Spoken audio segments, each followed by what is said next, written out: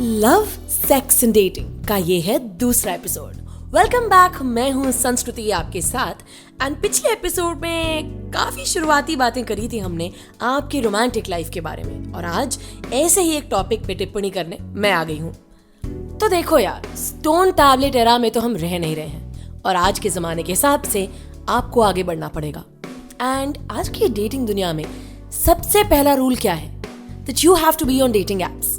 Let's face it, हम उस time और एरा में रह रहे हैं जहां पे dating apps is one of the biggest ways to get to know people and date. I know बहुत लोग कहते हैं रोमांस मिस हो जाता है, ऑर्गेनिक नहीं है, ओल्ड स्कूल नहीं है, बट यू कैन बी सो पासे एन ओल्ड एज, राइट? अब बाबा आदम जमाने की तरह आप जाकर स्टॉकिंग से या लड़कियों के पीछे भाग के तो डेट्स नहीं ढूंढ सकते ना, उसको क्रीपी कंसिडर किया जाता है। So you have to come on dating apps if you are serious about your romantic life and you want to know more people.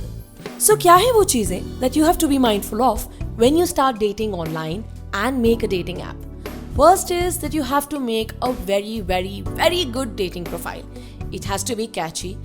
It has to be succinct and short. ऐसा नहीं कि लंबा अपने बारे में ज्ञान और ऐसे लिख रहे हैं. Try to be a little sarcastic and sardonic, but humor और wit से आप अपना पॉइंट अक्रॉस पुट कर सकते हैं. Put your latest and nice photos, but please don't edit too much. Trust me, dating app research पे ये कहते हैं लोग कि जो लोग अपनी पिक्चर्स रियल से बहुत ही अलग डालते हैं ना online, they get stood up and rejected way faster. Be yourself. And lastly, dating profile को डेटिंग प्रोफाइल की तरह ट्रीट करो, ट्विटर या फेसबुक की तरह नहीं. अपनी जिंदगी के और पॉलिटिक्स के ओपिनियन वहां नहीं देने होते. And lastly, unsolicited advice maybe, but you have to make sure that you are safe. Do not put out your numbers or some things that may put you in a position that is scary, especially as a woman. Now, I know online dating के positive and negative दोनों हैं, and मैंने सोचा ये भी मैं आपको बता ही दूं.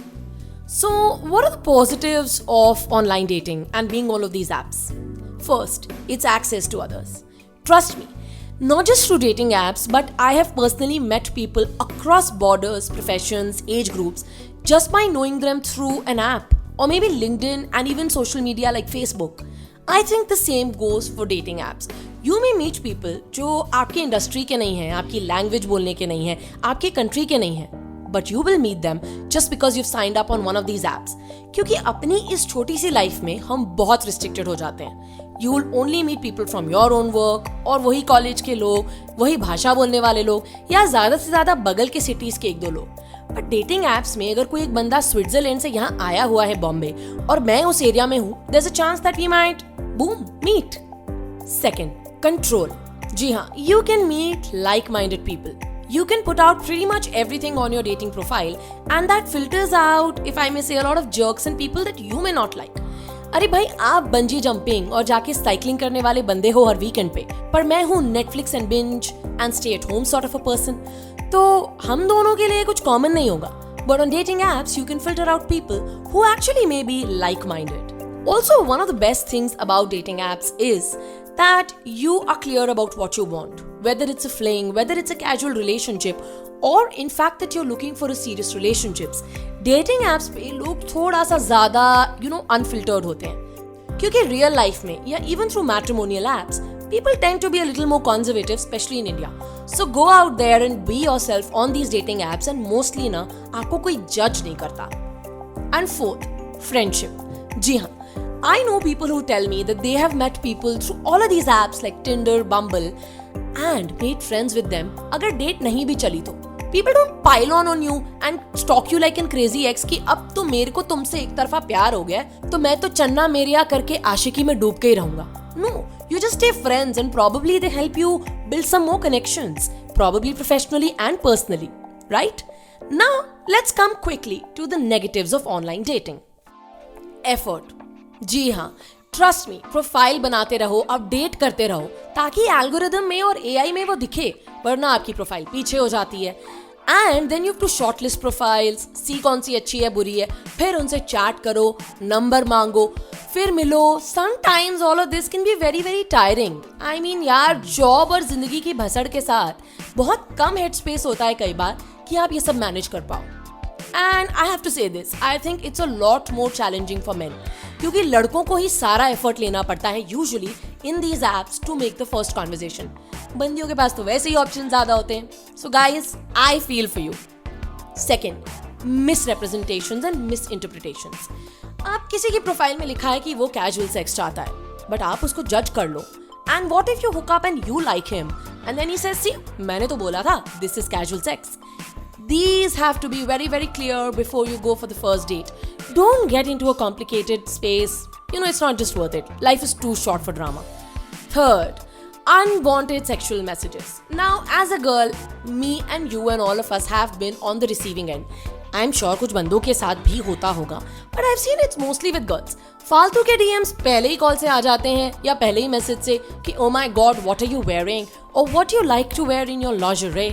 नहीं चाहिए मुझे ऐसे सवाल यार, it's too much too soon.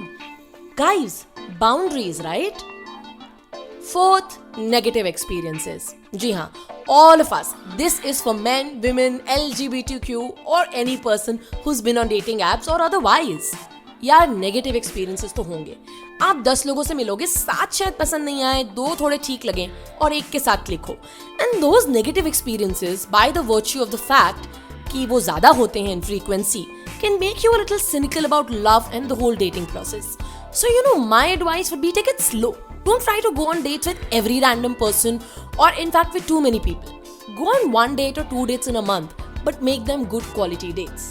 And fifth, lack of success. I know. Sorry to say this, but dating world थोड़ा PR के बारे में। मतलब किसी की प्रोफाइल अच्छी है, बंदा स्टड टाइप दिखता है, बंदी बहुत सेक्सी है, तो उसको नेचुरली ज्यादा सक्सेस मिलेगी, ज्यादा लाइक्स आएंगे, ज्यादा प्रोफाइल रिक्वेस्ट आएंगे than somebody who is out there to look for love but is genuinely a nice guy and doesn't look so good. And all my friends have given me this feedback कि यार, we're not so, you know, savvy on tech and uploading our pictures and writing a good bio. That's why हमें उतनी अच्छी लड़कियां या लड़के नहीं मिलते, rather than people who may be pretty average but they get lucky. I know, that is the sad part. But the good, the bad, the ugly, मैंने आपको बता दिया. Now you go ahead, make your right choice. I'll be back on LSD with another episode next week, जहां आपके साथ एक नया topic मैं डिस्कस करूंगी, जहां आप अपनी रोमांटिक लाइफ, अपनी सेक्स लाइफ, अपने ब्रेकअप्स, उसके कॉम्प्लिकेशंस और सिंप्लिसिटी को थोड़ा अच्छी तरह से डील कर सकते हो। Stay tuned to your short podcast. मैं हूं संस्कृति आपके साथ। Follow us on Instagram @yourshortpodcast और मुझे भी फॉलो कर सकते हो @RJ संस्कृति पर। Bye for now. See you soon.